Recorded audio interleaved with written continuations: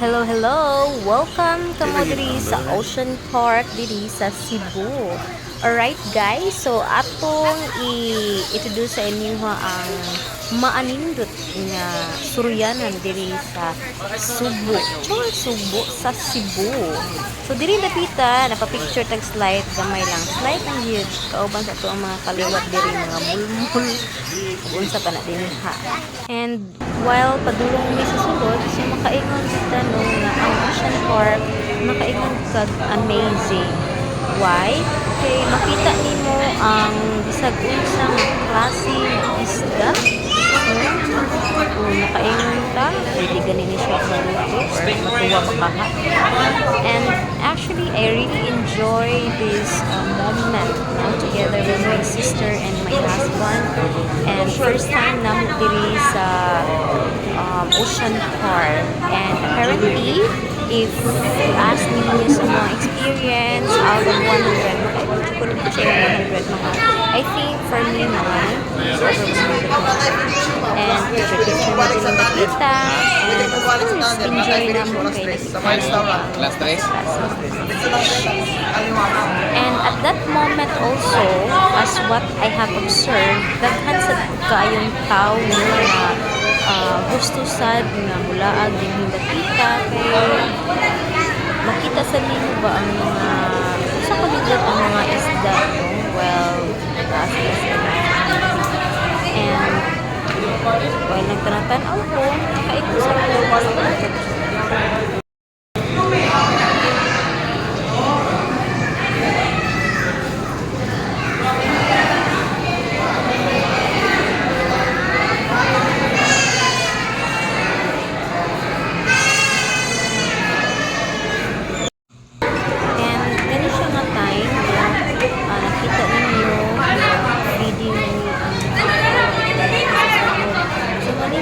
well, nag-feeding sila sa mga isda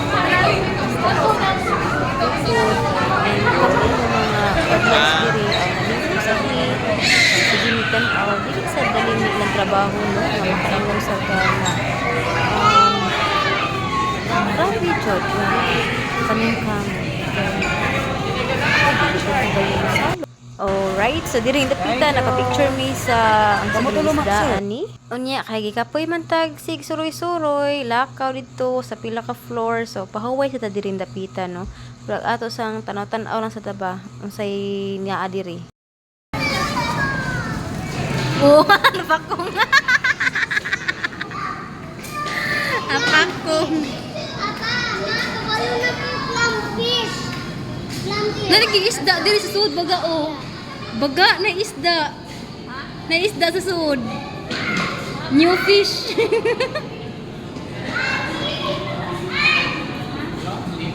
Sa kanay pa nga ng isda ano? Lampas pa baka ni. Tadana ning gawas. Agoy ning gawas. Oh, nanay sa bigas ang exit. Oh, ma'am, sir, mag-interview ko. Sulit rang inyong bayad, sir. Nalingaw ra ka, sir? Ha?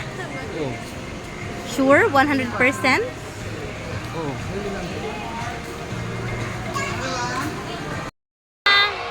Belongs to the birds.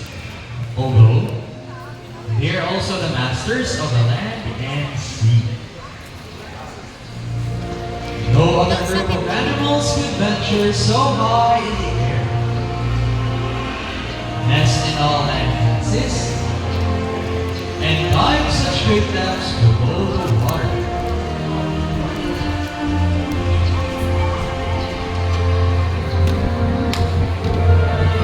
Images of birds in flight soaring through the sky signifies freedom and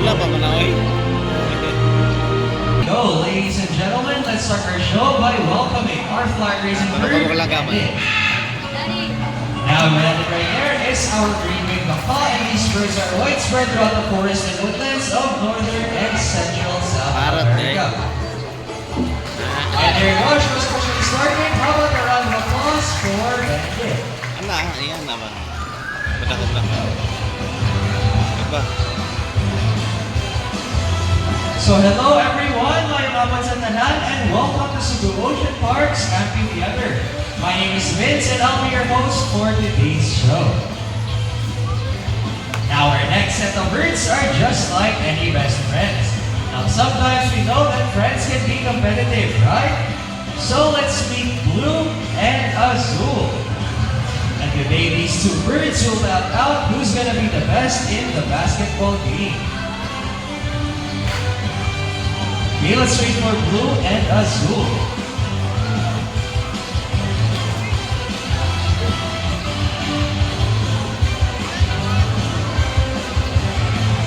Let's go Blue, let's go Azul.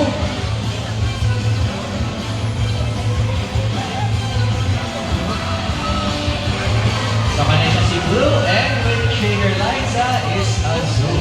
Now before we start this battle, I'll be dividing you guys into two groups. Okay, so first up for the boys, let me do your cheer for Blue. Come on boys, say go Blue, go Blue.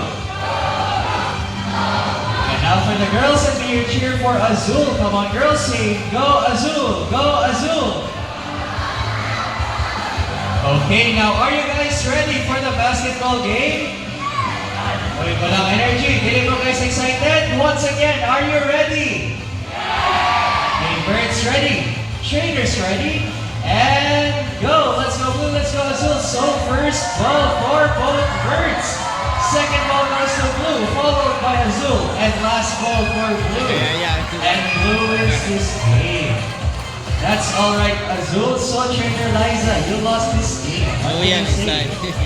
Only Trainer Catherine, we want another round. So she wants another round. Are you sure about that? You want Azul to lose again? My. Well, this time I'm pretty sure Azul and I will win. So Trainer, what race do you have in mind? I suggest the ring race. So the mechanics of this game is the first bird will drop all three rings into the pool. The fastest is the winner. That is our ring race. Okay, a ring race it shall be. So remember guys now, Blue has 1 point already. So cheer louder for Azul this time to win. Now, are you guys ready for the second round? Okay, walang yapon energy. Once again, are you ready? Okay, birds ready. Trainers ready. And go! Let's go Azul, let's go Blue. So first ring for Blue. Check guys out guys. Ala! Azul drops all the rings at the same time.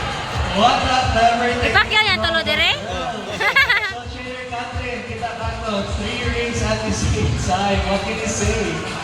You want Azul, Trainer Liza? You guys cheated.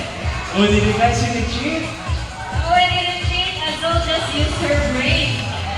Oh, wow, so is it true that girls are wiser than boys? So a round of applause for Blue and Azul.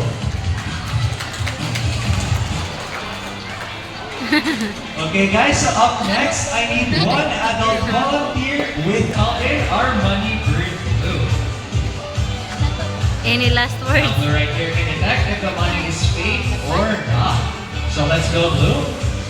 Now Blue flies over, gets the money. What's next Blue? So Blue flies back to the table and Blue wants to, there you go, donate your money. Donate, donate. Sure? Since it's okay sir, how about a second round? This time, 500 peso bill. She's a joke, but sir, it's all part of the show. We'll retain your money, but first Blue wants a picture with you for a souvenir. So just stand right there please and follow our trainer's instructions.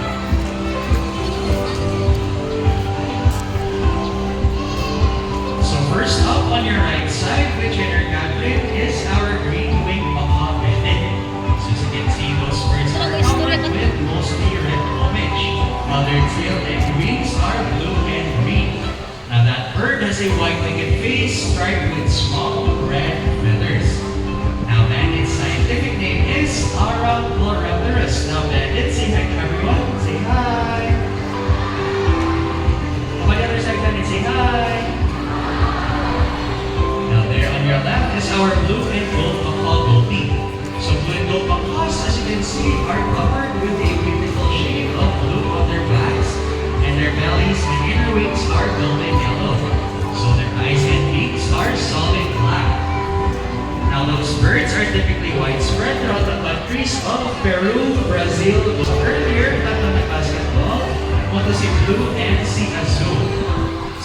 up there will also have her own strength and victor. Parot na, masulti na ina. Our movie's scientific name is Ararona. In our lasting here in May, we have our Eclectus parrot red.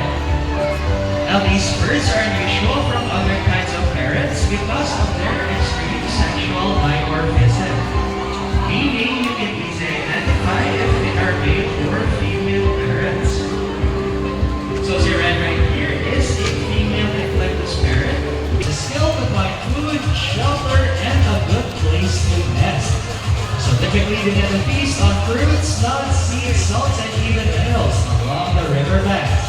There you go, tell them right around the applause for Bandit. Now do you think Goldie has the ability to find the hidden object? If it's a yes, let me hear you cheer. You can do it, Goldie. Okay, Goldie, find us the hidden object. Now Goldie's searching, scanning each cup, using her psychic powers, and there you go, she found it. A round of applause for our psychic bird, Goldie. So para sa snow, put-chain your eyes at this Nigel, and here with me is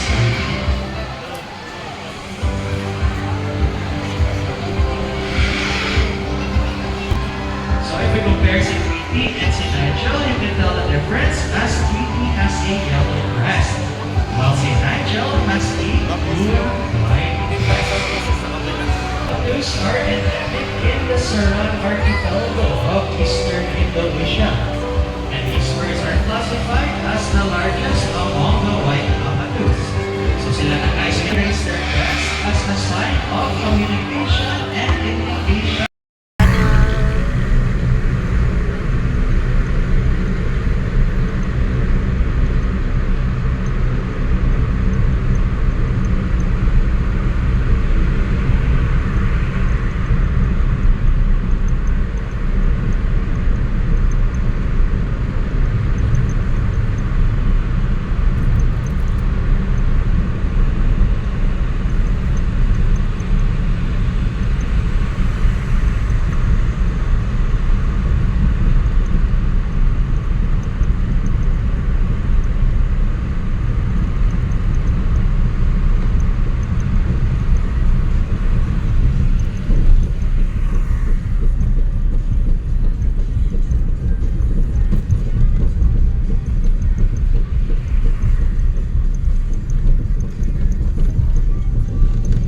And then during the pita, naabtan mig uwan and naibaha, and grabe nga experience no, although na-enjoy pero naapoy moment nga ay kakapoy man day ani mabuhi ta diri sa syudad.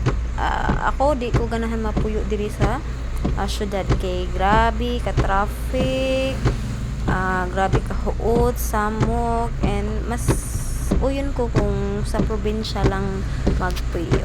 And dire amo lang ning di ko na mo ang time dinhi kay naman may importante yung giadto sa Cebu, and dilikat lang pud mi og laag-laag night, and after ni padulong na mi uli sa amo.